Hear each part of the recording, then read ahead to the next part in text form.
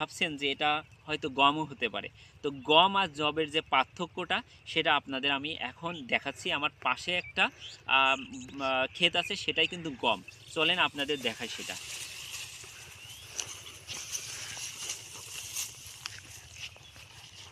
দেখুন, এটা কিন্তু আমাদের দেশে উৎপাদিত গম।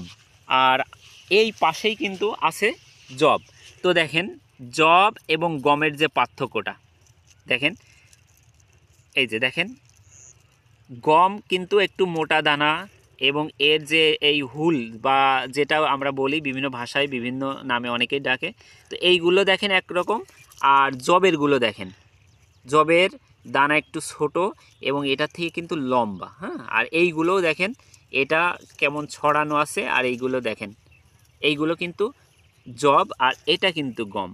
তো যদিও আসলে ভিডিওর মাধ্যমে এভাবে দেখানো বা আপনাদের চিনানো একটু কষ্টকরই ব্যাপার, তো আপনারা সরাসরি দেখলে বা যারা জব চিনেন তারা বিষয়টা হয়তো বুঝতে পারছেন যে আমি কি আসলে আপনাদের কিভাবে বোঝাতে চাচ্ছি আর কি। হ্যাঁ, তো সবাই ভালো থাকবেন।